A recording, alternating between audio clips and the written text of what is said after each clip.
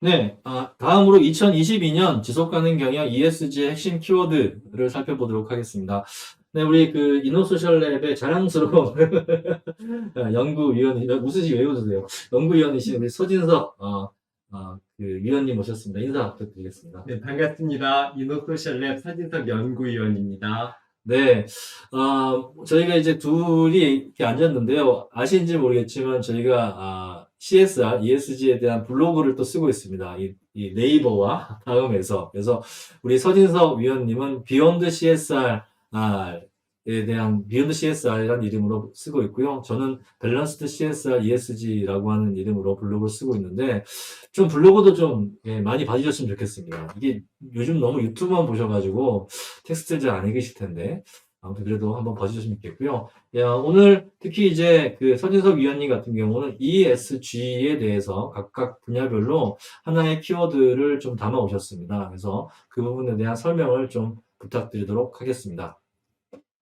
네, 저는 ESG에서 각각 하나씩 뽑아봤는데요. 환경에서는 탄소 중립을 뽑아봤습니다. 지난해 우리 언론에서 보도된 것으로요. 탄소 중립이라고 하는 키워드가 무려 9.5배나 증가했습니다. 앞으로 더욱더 증가될 걸로 예상되고 있습니다. 지금 지난 10월에 우리나라는 2018년 대비 2030년까지 이산화탄소 온실가스 감축 목표를 40% 이상으로 하자라고 하는 국가 목표를 제시했는데요. 이것에 대해서 논란이 약간은 있습니다. 그러나 이 도표를 보시면요. 실제 감축량을 보면 30.1%입니다. 즉 국제사회 대비 그렇게 높은 목표가 아니라는 것이죠. 기본적으로 이 정도는 해야 되지 않을까 라는 생각을 할 수 있습니다. 이 구체적인 내용으로 들어가 보면요. 생각거리가 좀 더 많습니다. 에너지 전환 관련돼서 우리나라는 탈탄소가 아니라 저탄소죠. 그래서 2030년이 된다 할지라도 석탄의 비중이 21.8%로 매우 높고요. 천연가스까지 포함하게 되면 41.3%나 됩니다.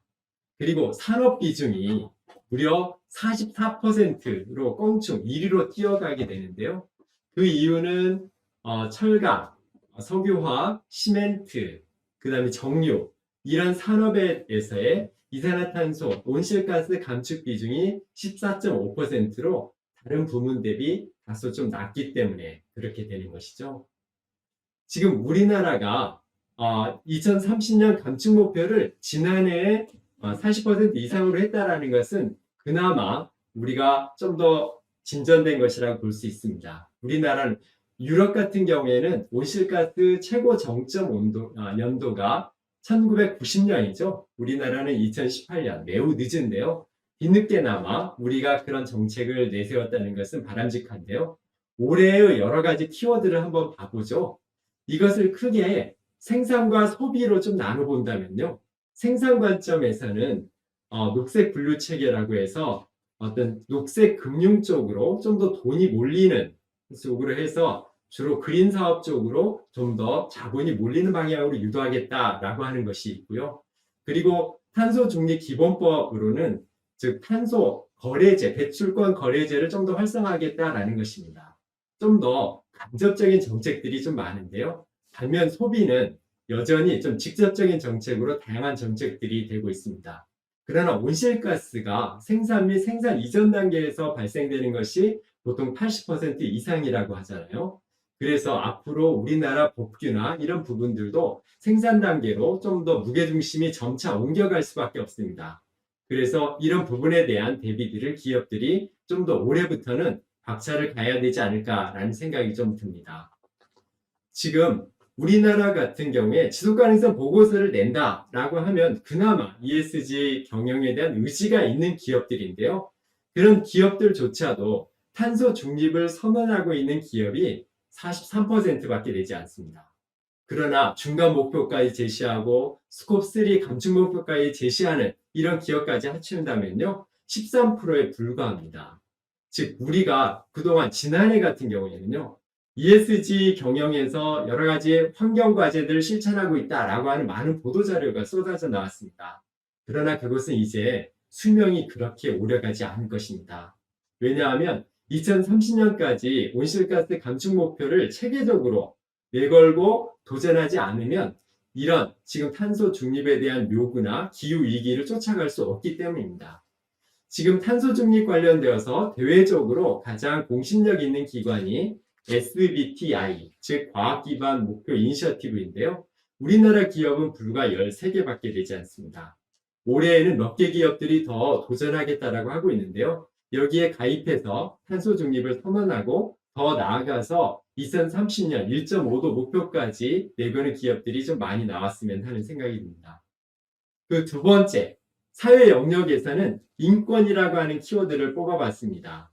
지금 많은 논란 끝에 법무부와 국가인권위원회가 발의한 인권정책기본법이 지난해 12월 말에 국무회의를 통과했습니다.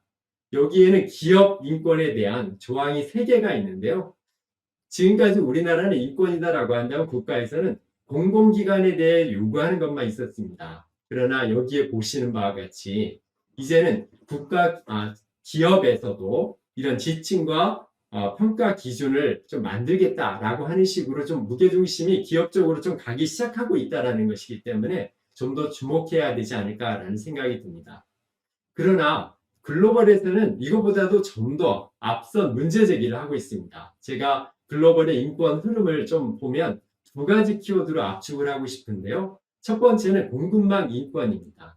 즉 원재료 채취 과정에서 인권을 좀 더 강화하는 방향으로 가고 있는데요. 아직까지는 그 수산업에서 조업 과정 그리고 광물 채취 이런 과정으로만 되고 있는데요. 이 부분들은 점차 확대되어 갈 것으로 예상하고 있습니다. 두 번째는 인권 실사입니다. 즉 기업이 어떤 인권 경영에 대해서 구체적으로 모니터링하고 하는 것을 의무화하겠다라고 하는 것입니다. 즉 이것은 우리나라보다 지금 앞선 내용들로 나아가고 있고 우리나라 인권도 빠르게 쫓아가지 않을까 싶은데요. 이것이 앞선 것이다라고 보기에는 좀 무리가 있습니다. 왜냐하면요. 이미 UN 차원에서는 2011년도부터 이 방향을 제시해 놓고 있기 때문입니다. 즉 1, 2년 돼서 이런 것들이 나온 게 아니라요. 한 10년 이상 되어서 추구해온 과제라는 것이죠. 즉 UN 기업과 인권 이행 지침을 보면 기업이 공급망 과정에서의 여러 가지 인권을 챙겨야 되고 그리고 그것을 실질적인 인권 역량을 평가하고 그것을 실사해야 된다라고 하는 것들을 내걸고 있습니다. 즉 이런 부분들을 위해서 올해는 좀 더 인권 경영에 대해서 좀 점검해 보는 한 해가 좀 됐으면 하는 생각인데요. 이를 위해서는 장기적 목표 관점에서 인권 정책을 수립하고요. 그리고 기업의 전체 가치 사슬에 걸쳐서 인권 역량을 평가하고요. 특히 그 중에서도 공급망 인권 관리를 더욱더 적극적으로 해야 되고 그리고 DEI 이런 영역에서도 인권 부분들을 점검하는 것이 필요하지 않을까라는 생각이 좀 듭니다. 그러면 마지막으로 거버넌스 관련해서 말씀드리고 싶습니다. 이것은 저는 정보 공개라고 하는 키워드를 뽑아봤습니다. 올해부터 자산 1조 원 이상은 기업 지배구조 보고서를 발간해야 된다라고 하는데요. 우리나라 ESG가 주로 투자자 중심으로 이루어지고 있죠. 그러다 보니까 지금 현재 기업 지배구조는 주로 이사의 공정성이나 여러 가지 활동이 활발하게 전개되는 것, 즉 이사회 중심으로 되고 있는 것이거든요. 그래서 그것만 좀 더 타임라인이 빠르게 다가오고 있습니다. 그러나 글로벌 차원에서는 이것보다 좀 더 앞서서 여러 가지 정보 공개를 요구하고 있습니다. 그래서 이런 부분들에 대해서 미리미리 대비하는 것들이 필요한데요. 국내에서는 지난해 12월 초에 KESG 가이드라인 초안이 좀 나왔죠. 물론 중소 중견기업 입장에서는 어떤 항목을 관리해야 될 것인가 라는 관점에서 여러 유의미하지만 이것이 평가 대응 중심이다 보니까 실제 이 가이드라인을 쫓아간다 해서 ESG 경영이 실제로 개선되는 효과가 얼마나 많을까라고 하는 것에서는 약간의 의구심이 있습니다. 글로벌 차원에서는 더욱더 좀 빠르게 움직이고 있습니다. 글로벌 차원에서는 이미 지난해 6월 달에 사스비가 여러 기관들이 합쳐져서 가치보고 재단으로 만들어졌죠. 그리고 지난해 11월에 IFRS, 즉 재무 회계 기준을 내걸고 있는 것 산하에 국제 지속 가능성 표준위원회가 론칭되었습니다. 그런데 빠르게 이것이 힘을 얻어가고 있고요. 그리고 이미 한국위원회도 지난해 만들어졌습니다. 그리고 이제 올해죠. 올해에는 여러 기구들이 여기에 같이 합류할 예정을 가지고 있습니다. 즉, 물론 아직까지 IFRS에서 하는 국제 지속 가능성 표준위원회 표준이 나오려고 한다면 좀 시간이 있는데요. 빠르면 올해 4분기에는 환경 관련된 표준이 먼저 나올 것입니다. 즉, 이렇게 빠르게 국제 표준 시장이 좀 움직이고 있습니다. 물론 이런 국제나 국내 표준이라고 하는 것은 주로 주류 ESG 관점에서 이런 표준들이 나오고 있는데요. 또 하나 국내 흐름 중에 하나는 이중 중대성 평가에 대한 논의가 또 빠르게 올라오고 있다는 것입니다. 여기 보시면 사회가 기업에 끼치는 영향, 즉 기업이 의존하는 사회 환경 요소와 관련된 재무적 리스크, 아웃사이드 인이라고 되어 있죠. 이것이 지금까지 주류 ESG가 주로 집중해 왔던 것입니다. 그러나 이것으로는 기후위기나 사회 불평등을 해소하기에는 한계가 있기 때문에 반대로 인사이드 아웃, 즉 기업에서 사회에 끼치는 영향까지도 중대성에 넣어서 같이 좀 보자라고 하는 것이 이중 중대성 평가입니다. 즉 주류 ESG가 지향하는 투자 섹터에서 지향하는 ESG를 넘어서 다양한 이해관계자 관점으로 ESG가 점차 확대될 것으로 예상되고 있는데요. 그런 측면에서도 올해 이런 부분들을 좀 대비해보면 어떨까라는 차원에서 말씀드려봤습니다. 이렇게 세 가지 키워드를 말씀드려봤습니다. 네, 지금 앞에 해주신 분이 저도 이제 질문이 이 키워드에 대해서 좀 질문이 있는데요. 탄소 중립 관련돼서 뭐 아시겠지만 얼마 전에 EU에서 그린 텍소노미가 분류에서 원자력을 포함시켜야 될 것인가 말 것인가에 대한 좀 이슈가 아직도 좀 진행 중에 있습니다. 원자력 발전에 대한 의존도가 높은 프랑스는 지극히 좀 적극적으로 원자력 포함시켜야 된다라고 얘기하고 있고, 독일 같은 경우는 아니다. 뭐 원자력은 특히나 방사성 폐기물이나 이 위험성이 있기 때문에 좀 그렇다라고 하는 얘기를 했었는데요.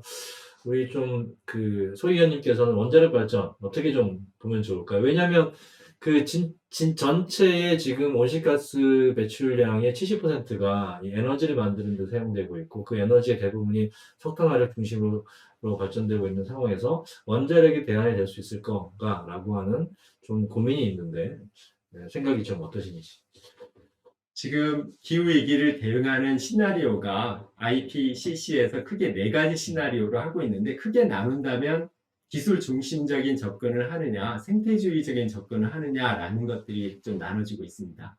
근데 안타깝게도 우리나라에는 이 기술 관점으로서 풀어나가자 하는 것들이 어느 정도 좀 잠재되어 있다라고 보는데요. 그런 관점에서 본다면 원자력은 이산화탄소를 배출하지 않으니까 그런 관점에서 수용할 수 있다라고 하는 것인데, 실상 우리가 탄소 포집 기술이나 원자력이나 이런 방식으로 탄소 문제만 해결하자라고 한다면 결국 생태적인 문제들에 대한 접근은 불가능하거든요. 그래서 우리가 이 여러 기후 위기의 여러 요인 중에 하나가 이산화탄소, 온실가스인데, 그 이산화탄소라고 하는 것에만 집중하면 그렇게 하면 안 되지 않을까라는 생각이 들었어요. 전체 좀 생태주의적인 접근도 같이 좀 균형 있게 같이 해나갔으면 하는 생각이 좀 듭니다. 네, 그리고 뭐 이어서 얘기하자면 EU도 지금 조건을 달았지 않습니까? 맞습니다. 그래서 아주 이렇게 안전하게 보관할 수 있고 EU의 기준에 따라서 할 경우에만 이 지속가능 투자에 포함시키겠다라고 얘기했는데,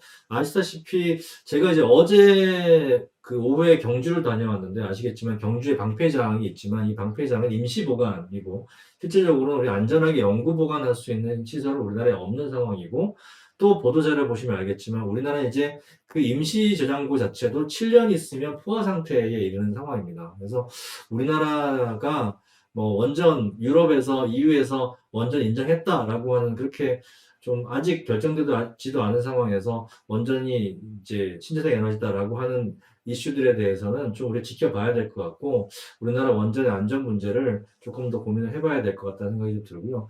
그 다음에 이제 인권 문제에서 특히나 이제 유럽의 인권 실사 이슈를 말씀하셨는데, 인권 실사가 좀 우리나라가 특히나 인권 문제 같은 경우는 대기업도 대기업이지만 협력 업체들에서 작은 업체들에서 인권 문제가 많이 발생하고 있는데 이 협력 업체들의 인권에 대해서는 좀 어떻게 실사나 이런 것들이 가능할까? 잘못하면 이것도 남의 기업의 경영 침범이 되는 부분들도 있는데 실제 좀 이런 협력회사가 많은 그 대기업들의 인권 실사는 어떤 방식으로 이루어지는 게 좋을까에 대해서 어떻게 생각하십니까?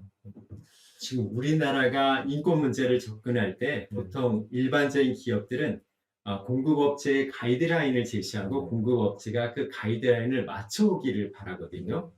즉 뭐냐면 공급업체에 권리는 주지 않고 의무만 부여하게 된다면 그것이 또 다른 갑질이 될 수가 네네. 있습니다. 파타고니아 같은 경우에는 실제 그 기업이 인권 환경 문제를 개선할 수 있도록 지원하고 또 부족한 부분들이 있으면 그 부분들을 이끌어줘서 어떤 단계적으로 한시적으로 공급망으로 편입시킨다든가 네. 이런 방식으로 하거든요.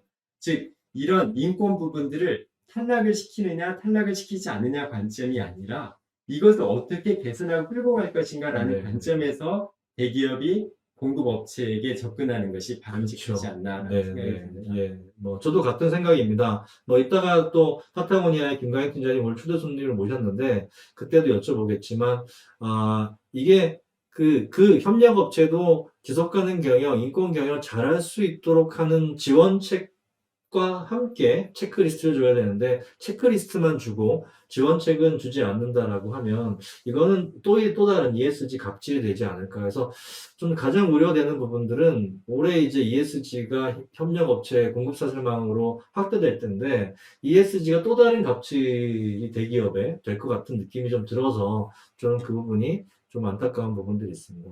이 거버넌스 측면에서 정보 공개에 있어서 저는 우려되는 점들이 우리나라가 워낙 그동안 지속가능 보고서를 화려하게 잘 만들어 왔고 또 외국에서 보면 지속가능 보고서를 디자인적으로 잘 만드는 회사의 랭킹 보면 거의 뭐 100개 중에 50개 이상이 한국 기업들. 그래서 디자인적으로는 전 세계적으로 한국이 제일 잘 만들고 있다. 그러나 내용을 볼 때는 그 내용의 신뢰도나 이런 것들이 좀 많이 떨어진다라고 하는 좀 그런 뭐라 그럴까, 뭐 평가들이 있습니다. 지속가능 보고서 제가 아까 초반에 30분 동안 말씀을 드렸는데 어떻게 하면 좀 좋은 지속가능 보고서를 만들 수 있을까요? 예.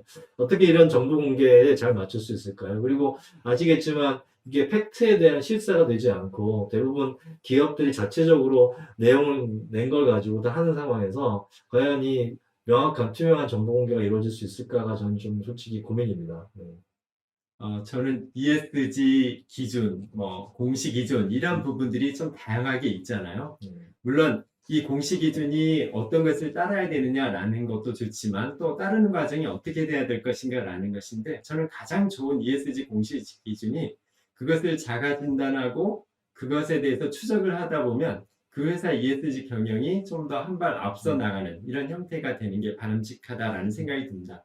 뭐 여기서 많이 나오지는 않지만 차라리 비콥에 있는 여러 그 기준들이 네. 그런 과정으로 좀 잘 설계돼 있거든요. 네. 그래서 오히려 기업들이 그런 기준도 한번 자가 진단을 해보면서 실제 이것을 진단하고 하는 과정에서 전사가 참여하고 그 과정에서 ESG 경영이 개선되는 방향으로 좀 네. 갔으면 한다라는 것이지 이것을 작성하는 것 자체, 평가받는 것으로만 목표를 두면 ESG 경영이 발전하지 않겠다라는 생각이 좀 듭니다. 네.